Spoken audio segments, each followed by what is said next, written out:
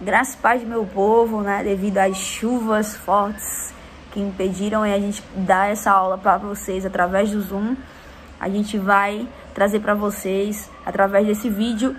E estamos na reta final, pessoal, da nossa estreia, né? O primeiro ciclo, na verdade, da nossa escola de líderes, que é o ciclo inicial que a gente chama de Descubra, tá? Como eu falei para vocês inicialmente, são 7 aulas. A primeira aula a gente viu lá atrás o início da vida, a conversão a Cristo, quando a gente se converte a Deus e o Pai. A segunda aula a gente conheceu o companheiro da nossa vida inteira, que é o Espírito Santo. A terceira aula a gente viu sobre as práticas da nossa vida, que é a prática da leitura e a prática da oração. A quarta aula a gente viu sobre a liberdade da nova vida, que é a conclusão do nosso passado. A quinta aula é a consolidação da nossa vida, né? A nossa nova vida em Deus, que é o batismo, necessariamente, eu dei a aula. E hoje a aula especificamente é sobre a nova família, dessa nova vida, que a gente chama de igreja. Bom, gente, na minha frente aqui tá a tela do computador, não acho estranho porque eu tô olhando para vários lugares, porque eu tô tendo aqui ter que me virar em dois, gravar e ao mesmo tempo ver o conteúdo na minha tela, tá bom? Bom, então a aula de hoje é a aula de número 6, faltando mais uma aula pra gente concluir essa fase do Descubra, e o tema é a família da nova vida, a igreja. Eu quero começar dizendo para vocês algumas informações que é plausível e todo cidadão, eu acredito que saiba de cor e salteado, ou não saiba, não tenha conhecimento dessas informações que eu vou dizer para vocês agora. Bom, lá atrás, né, a Constituição Federal Brasileira, em 1988, afirmou que a família é a base da sociedade, né? E por isso é especial essa proteção do Estado com a família. E, gente, sinceramente falando, eu acho que é muito bom estar em família. Independente se a sua família tem problemas ou não, se a família é ruim ou não. É muito ruim uma pessoa ser uma pessoa sem família, uma pessoa sozinha. E a gente vê que, se a gente for contar e parar aqui quais são as nossas experiências familiares, a gente vai passar horas aqui comentando com vocês. Mas a gente sabe muito bem que tem situações que vai fazer a gente abraçar mais a família, e vai ter situações que a gente vai ter que se afastar um pouco para poder respirar, mas sempre estaremos debaixo de uma proteção familiar. A Bíblia vai contar lá em Romanos, na verdade Romanos não, o primeiro texto é Mateus 6 e 8, fala assim, ó, foi uma oração do próprio Jesus, né? Ao se converter, né? Ao nos convertermos a Cristo, iniciarmos aí essa caminhada cristã, a gente ganha uma nova família. E Jesus, na oração do Pai Nosso, Mateus 6 e 9, ele deixa bem claro, ele ensinou os discípulos, gente, a chamarem a Deus de Pai.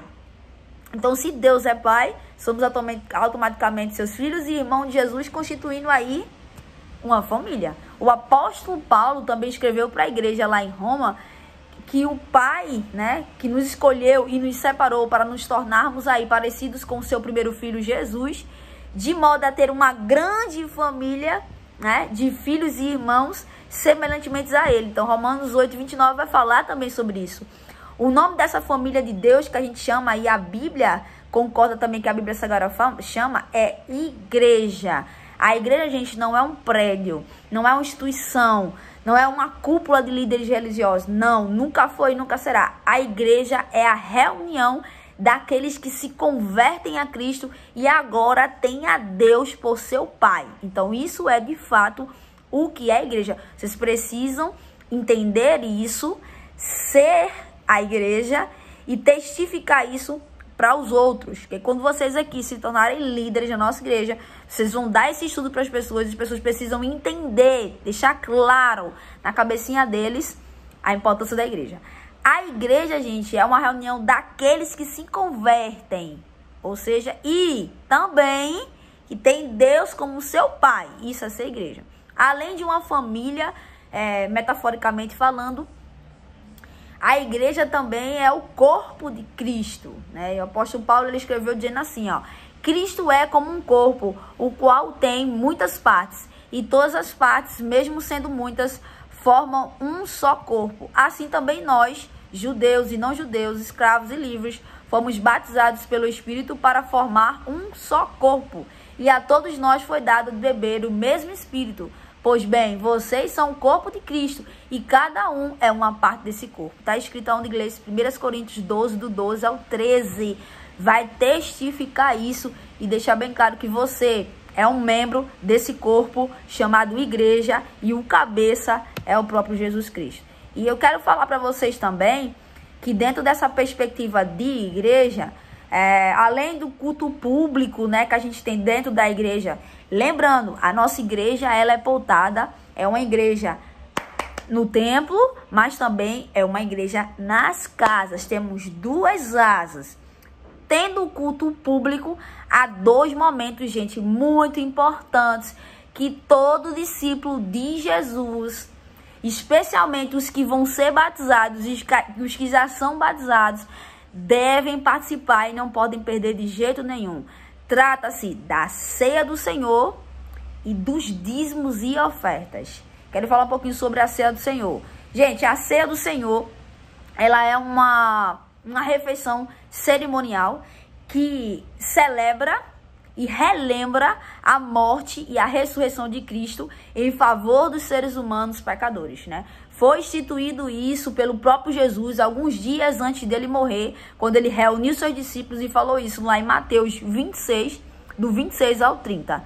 De acordo com esse texto, a gente também vê que foram instituídos na ceia, né, dois elementos da ceia, que é o pão e o vinho, né? Todo mundo sabe aqui que o pão, ele simboliza o corpo de Jesus Cristo, né? Que é partido e aponta os ferimentos que ele sofreu na sua crucificação.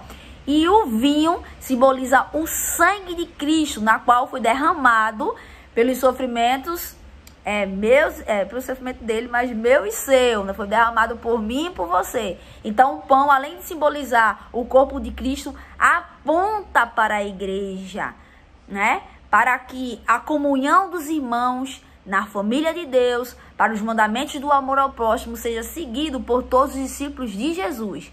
E por sua vez, o vinho, ao simbolizar o sangue de Cristo, que tem um poder aí de perdoar, gente, os pecados, aponta para a comunhão entre Deus e os seres humanos, para aí o mandamento do amor ao próprio Deus. Então, segundo Paulo, quando o pão e o vinho são tomados, a morte de Jesus é celebrada e anunciada até que ele volte. Escrito lá em 1 Coríntios 11, 26. Então, por isso, gente, é muito importante que todos nós participemos da ceia do Senhor. E isso está escrito também em 1 Coríntios 11, 27 ao 32. Sendo crente em Jesus, batizados nas águas, precisam sim tomar. E, por favor, gente, não falta esse momento que é tão crucial e é só uma vez no mês. Não falta, em nome de Jesus. Seja você um verdadeiro discípulo que honra os princípios deixados por Jesus. E eu quero fechar esse momento falando um pouquinho sobre dízimos e ofertas. Bom, o dízimo, gente, é um princípio bíblico que estabelece aí os 10%, os famosos 10%, né? De uma renda de uma pessoa que deve ser dados ou devolvidos a Deus. E em confiança aí e também em gratidão pelo que o Senhor proveu para você. E isso foi instituído lá no Antigo Testamento pelo próprio Moisés, né? E como na época lá a economia era baseada em agricultura e pecuária, o dízimo, gente, era dado a partir das colheitas e dos animais. Isso a gente vai ver lá em Levíticos 30, verso 33, ou é o verso 33 e 30. Eu vou dar uma olhada aqui e confiro para vocês. E ele fala lá exatamente sobre isso. E quanto aos dízimos, o profeta Malaquias, ele também fala, e esse eu quero ler com vocês, ó. Eu pergunto, será que alguém pode roubar a Deus? Mas vocês que roubam e ainda me perguntam, como é que estamos te roubando? Vocês me roubam nos dízimos e nas ofertas. Todos vocês estão me roubando e por isso eu amaldiçoo a nação toda. Eu, Senhor Todo-Poderoso, ordeno que tragam todos os meus dízimos aos depósitos do templo, para que haja bastante comida na minha casa. Se você for ler, não vou terminar aqui não, mas Malaquias 3, 8 e 12 vai trazer esse texto aí como ordenança. Gente, dízimo é um mandamento e deve ser entregue para que haja aí suprimento na casa do Senhor. E a gente já sabe muito bem disso, que a obra ela é baseada em espaço, água, iluminação, e a gente tem que custear isso, e a gente tem que também usar esse dízimo para abençoar a vida de outras pessoas. E como eu falei para vocês, é um mandamento, Jesus deixou escritos no Antigo Testamento e no Novo, e ai de mim de você que não obedecer. A oferta, gente, apesar de ter aí um caráter de doação de um dinheiro ou de bens, é também de caráter distinto do dízimo. Enquanto o dízimo é um mandamento, a oferta é algo voluntário, que deve ser feito aí no desejo meu e de você nessa contribuição. E o próprio Paulo também fala sobre isso em 2 Coríntios 9, do 6 em diante. Então, para a gente encerrar essa aula, é muito importante que todos esses pontos sejam colocados na tua mente. Você tem que lembrar desses 2 memoriais importantíssimos, né?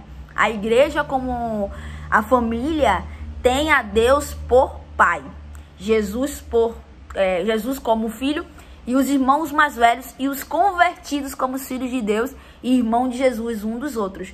Então não se esqueçam desse princípio.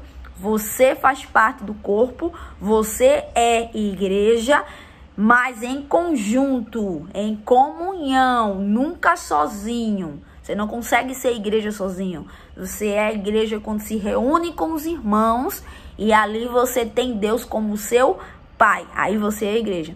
E esses 2 mandamentos, que é ceia do Senhor, nunca falta em nome de Jesus. E dízimos e ofertas. Dizime com alegria. A Bíblia fala dos 10%, mas se você for generoso em Deus, você pode ir além desses 10% e ofertar ao Senhor voluntariamente em nome de Jesus. Queridos, encerramos aqui esse texto. Só lembrando para você, quando agimos em desobediência a Deus, Ele poderá usar de sua autoridade para nos corrigir. Então, na prática, isso poderá ser exercida pela liderança da nossa igreja, mas também tem que ser exercida por mim e por você, né? Que também faz parte do corpo. Então, a ceia do Senhor, o dízimos em oferta não só é para a liderança, é para todo mundo que faz parte da memblasia da igreja, que é um membro do corpo de Cristo. Então, irmãos, obedeçam ao Senhor. Eu vou deixar um versículo para a gente terminar aqui. Hebreus 16, 17 fala assim, ó: obedeçam aos seus líderes e sigam as suas instruções, pois eles cuidam sempre das necessidades espirituais de vocês, porque sabem que vão prestar contas disso a Deus, e se vocês obedecerem, eles farão o trabalho com alegria, mas se vocês não obedecerem, eles trabalharão com tristeza, e isso não ajudará vocês em nada. Então, em nome de Jesus, obedeça a determinação do seu pastor, do nosso pastor, em extrair esse conhecimento que a líder da igreja está passando para vocês, mas que você possa não apenas ter isso aqui como uma palavra, mas que isso seja uma revelação para você hoje, que isso caia na tua vida hoje e você diga: eu vou me responsabilizar, Pai. Se você for uma pessoa que está se batizando a partir desses próximos meses, seja você comprometido com a igreja, seja você uma pessoa que não falta a Santa Ceia, que entendeu essa aula aqui e que vai praticar, seja você um dizimista, um ofertante, porque isso eu tenho certeza que, como esse versículo que eu acabei de ler, isso vai dar alegria ao seu pastor, isso vai dar mais ânimo para ele prosseguir em trazer mais coisas para nós, derramar sobre as nossas vidas mais e mais e mais coisas do alto, para que a gente também cresça. E, gente, lembrando, se a gente obedece esses princípios aqui, as pessoas que virão pra gente treinar, elas também vão obedecer essa mensagem, e você vai estar cumprindo diante de Deus a determinação que Deus te deu, mas vai também estar gerando em outras pessoas esse mesmo cumprimento. E quando tu chegar diante de Deus, cara, Deus vai dizer: vinde bendito meu Pai, você ajudou a minha obra, você fez, você não se desviou da palavra, você cuidou da minha igreja, você cuidou dos meus filhos, você cuidou e zelou pelos mandamentos. Então isso é muito importante. Eu me alegro em Deus por essa aula. Terminamos aqui em nome de Jesus. Eu tenho certeza que onde você estiver agora e assistir essa aula em qualquer horário do seu dia, Eu tenho certeza que vai ser bênção para você. E mesmo que você já conheça esses princípios, já pratique esse princípio, não farrape, não negligencie, não quebre princípios. Porque uma vez que você quebra princípio, você negligencia o mandamento deixado por Cristo e vai ter consequências para você. Mas se você aprendeu aqui verdadeiramente essa aula e vai colocar no seu coração, e você que vai ser batizado, que também vai começar agora a ver com outra ótica essa ministração de hoje, tenho certeza, gente, vocês vão ser ricamente abençoados pelo Pai, por cumprir um princípio. Então, quando o princípio é cumprido, cara, vem muita coisa boa para mim, para você. Deus te abençoe. Até a próxima aula. E não se esquece, lê o capítulo 1 e o capítulo 2 do livro de John Bevere, para na próxima aula, se Deus quiser, na próxima terça, a gente comentar, em nome de Jesus, esse livro poderoso sobre honra. Amém? Deus te abençoe. Até mais.